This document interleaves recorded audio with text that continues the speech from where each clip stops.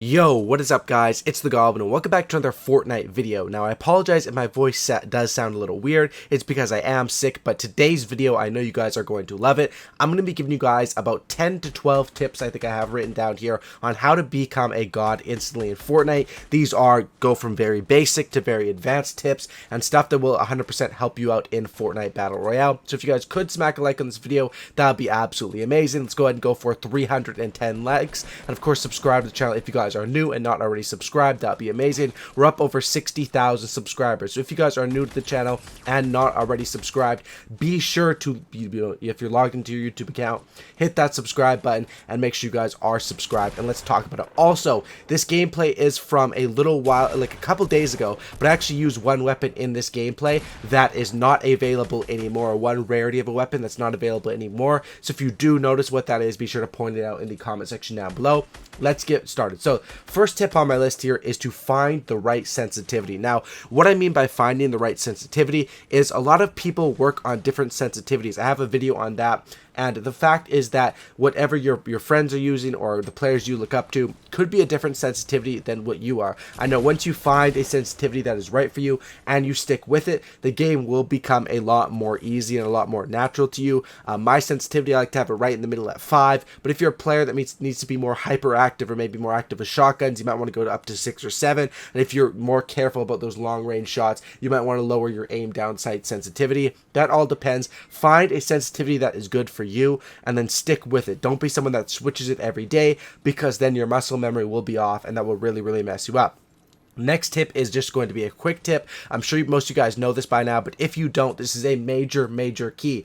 Crouch when you're shooting with assault rifles. Make sure you crouch to steady your shot. It makes the crosshair smaller, makes you be able to hit more shots. And if you're fighting in a shotgun battle, always aim for the head. The multiplier on shotguns is like 250% if you get those critical strikes, and you need to hit people in the head with shotguns to be able to win those shotgun battles. That is 100% the major key with shotguns. Next tip I have for you guys here is as far as your inventory. Be sure to, this sounds like a small tip, but it actually will help you out. I know countless times people have got lost in their inventory looking for things in the middle of a gunfight, which is not a good time to get lost in your inventory, and will end up dying and losing that fight and, having to be sent back to the menu. Always organize your inventory the same. What I mean by that is you'll see mine. I'll usually go my assault rifle into a shotgun, and then my third one will either be a second shotgun, an SMG, or an RPG, and then the last two will be heals or shields. Sometimes I will put the sniper as my last slot, because then I can quickly switch back between the rifle and the sniper rifle, the assault rifle and the sniper rifle.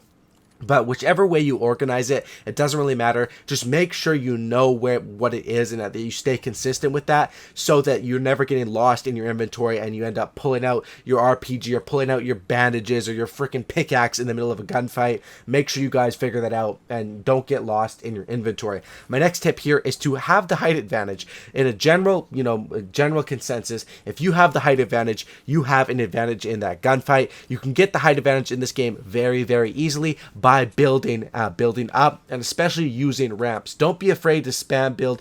Don't be afraid to, some people may say, oh, you're wasting materials, which could be kind of true, but hey, using all your materials and staying alive is a lot better than dying and being sent back to the menu. So make sure you guys are using materials, are building, and are getting the height advantage. If you're looking down at a person, you have the angle to get headshots, you have the complete trajectory over them, and we all know those gunfights where we're looking up, people are on a mountain or already in a pre-made base, and you don't really have a good chance. So you want to be the guy set up in a good position. You want to build those ramps before you start shooting, get a height advantage, shoot down on people, and get those easy kills. Next tip I have here is to go for supply drops and to know chest spots. This sounds like an easy tip, but it's something that's major key. Back in the beginning of the game, I would never go for the supply drops because of the inconsistency of them, and I was also, I didn't want to run into a bunch of enemies over there. But lately I've realized supply drops do come in abundance. You can build, if you get there early, you can build around them, wait for them to fall into your base,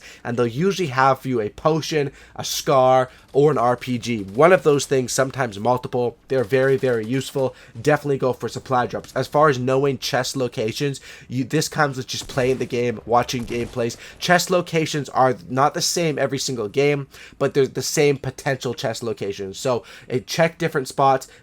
Sometimes you can just run past a building, run over a building, and listen through your headset. If you hear something glowing, it's a chest, you can break into the roof. If you hear nothing, you can just keep moving. Knowing chest spots is key, especially when you are early game. So what I'd say with that is landing before others, dropping your parachute early, making sure when you're, or not dropping your parachute early, I mean dropping out of the battle bus early, activating your parachute when you're on lower ground so you don't do it by a mountain. There's a bunch of tips on how to land faster than others. I made a full video on that if you want to check it out on my channel. Landing faster than others and knowing chest spots. You usually want to land on a roof where a chest's going to be, or on a ground level where you know chest's going to be. Look while you're in the sky. Look around. Look where the enemies are falling. Make sure you land in an area where you are going to get the gun. The worst games in Fortnite are those games where you land, the enemy gets the gun, you don't, and you just automatically know it's over. That's what I would say for you guys as far as tips with that. My next tip here is to prepare for the future. Keep shields in your inventory. Make sure that just because you're 100 right now doesn't mean that after you fight a guy, you could be sent down to 1 HP, literally. So you need to always be keeping stuff in your inventory, whether it's med kits, shields, mini potions, whatever, chug jugs. Keep that stuff in like the last 2 slots of your inventory usually, so that when you do get damaged, you have the ability to heal up. Bandages are something you can carry. Usually those are a bit, less useful, and sometimes when you kill enemies, they will drop them. So those are the ones that you want to at least prioritize. But of course, knowing how to prioritize and carry stuff for the future is a major key with your inventory.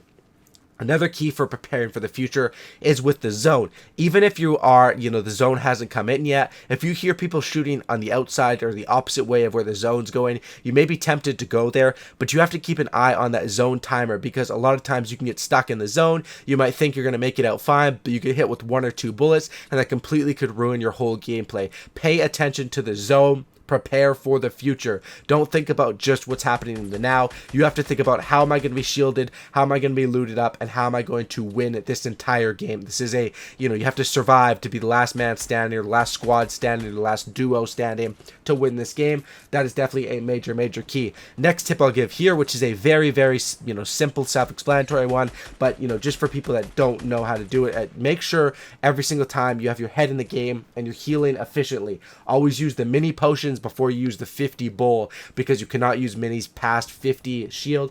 Always use bandages before you slurp. Sometimes people will mess this up, even experienced players, because they're just simply not paying attention. Always make sure you're doing that right, because that can be the difference between life and death, and you don't want to be stuck with 10 minis, but you can't use them because you already popped your bowl. So you want to do that efficiently. Of course, the bowl is the one that grants you 50. The minis grant you 25, but can only be used up to 50. Next tip I'll give you here is always stay with materials. I usually always stay with a few hundred material. If I have anything less than like 400 wood and we're past the early game, I feel pretty uncomfortable, and I'll go and I'll farm trees. I'll farm stacks of wood, whatever I need to do. I make sure that I have the proper materials to be able to win gunfights. Always stay with a couple hundred materials. My next tip is, if you are getting sniped at, or if you're running out in the open, don't be afraid to jump while running. This makes it a lot harder for enemies who are shooting at you, or who are trying to line up the snipe to hit you. It makes it so much harder. We've all experienced that thing when we see enemies out in the open, but they're running and jumping and running in weird patterns. It really is hard to hit your shot sometimes. So make sure you're doing that anytime you feel you're in danger. Run, jump, run for a couple seconds, jump, all that sort of stuff. Whenever you feel like whenever you're getting sniped at, or you feel like you're in danger, make sure you're doing that. And my last tip I can give you guys is play to your situation. If you need loot and you need farm, go hit trees. If you need farm, if you need loot, go try to fight people. Go check empty buildings. Go listen for chests. If you are fully looted up, you have 999 materials, go to the base, rotate, or go to the zone, rotate early and build a base. If you have jump pads, play for those jump pads. Hit people from a distance, go to them. You have to be able to adapt in this game, because of course the zone zones are going to be different every single game.